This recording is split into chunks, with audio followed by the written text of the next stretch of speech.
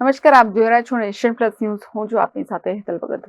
સુરતના પૂર્ણા વિસ્તારમાં આવેલી એક સોસાયટીમાં મોડી રાત્રે લૂંટ વિથ ગેંગરેપનો બનાવ બન્યો હતો.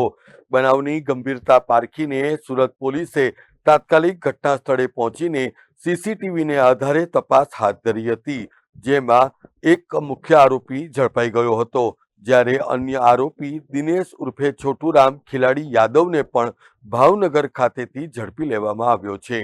પોલીસ આ બંને આરોપીઓને લઈને સુરત આવવા રવાના થઈ ગઈ છે. અત્રે ઉલ્લેખનીય છે કે વરાછા પોલીસ સ્ટેશનના પીઆઈ આરબી ગોજિયા અને તેમની ટીમ દ્વારા બંને આરોપીને ઝડપી પાડવામાં આવ્યા છે. અત્રે નોંધનીય છે કે રાત્રે 2 કલાકના સમયમાં હવસખોરોએ મહિલા ઉપર 3 વાર દુષ્કર્મ ગુજાર્યું હતું, જેમાં મુખ્ય આરોપી દ્વારા 2 વાર હવસ સંતોષવામાં આવી હતી, જેને કારણે મહિલાના પ્રાઇવેટ પાર્ટમાં પણ ઈજાઓ પહોંચી હતી. તારીખ 13મી ફેબ્રુઆરીના રોજ બનેલી આ ઘટનામાં કુલ 3 ઈસમો દંપતીના ઘરમાં ઘૂસી જઈને ચપ્પાની અણીએ પતિને બંધક બનાવ્યો હતો. આ વખતે તેઓએ મહિલા સાથે દુષ્કર્મ આચર્યા બાદ તેનો વિડીયો ઉતારીને 30,000 રૂપિયા તેમજ 2 બ્રેસલેટ પણ લૂંટી ગયા હતા. આ મામલે પોલીસે ભાવનગરથી મુખ્ય આરોપી નિકુંજ ભીંગરાડિયાની ધરપકડ કરી હતી.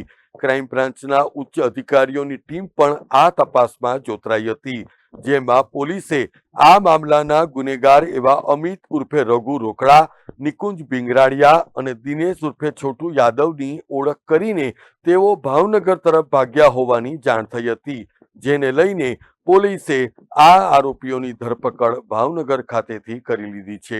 कल पूना पुलिस स्टेशन के विस्तार में बीएनएस के डिफरेंट धाराओं के अंदर में एक रॉबरी और गैंग रेप केस को हमने दर्ज किया है। इसमें आरोपी के बयान से हमने 2 आरोपियों को आइडेंटिफाई किया है और इन दोनों की धरपकड़ हमने भावनगर से की है। पहले आरोपी का नाम है निकुंज उर्फ बुलेट, इसका मूल है भावनगर। दूसरे आरोपी का नाम है दिनेश उर्फ छोटू यादव, इसका मूल है Jaunpur Uttar Pradesh.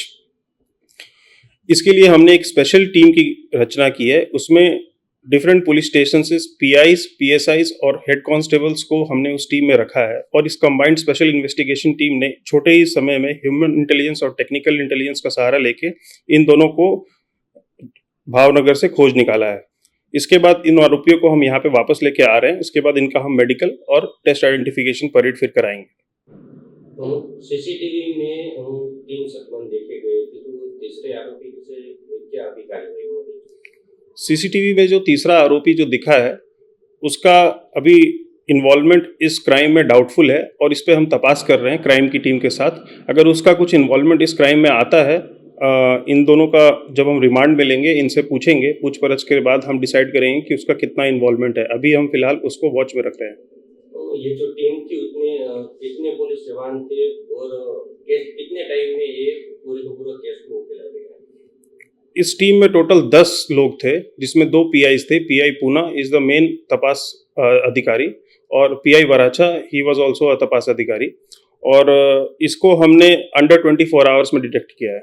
Bureau report, nation plus news, Surat. સમાચારોના સતત અપડેટ મેળવવા માટે અમારી નેશન પ્લસ ન્યૂઝની યુટ્યુબ ચેનલને સબસ્ક્રાઇબ કરો, બેલ આઇકન દબાવો અને જોડાયેલા રહો ફેસબુક, ઇન્સ્ટાગ્રામ અને ટ્વિટર પર।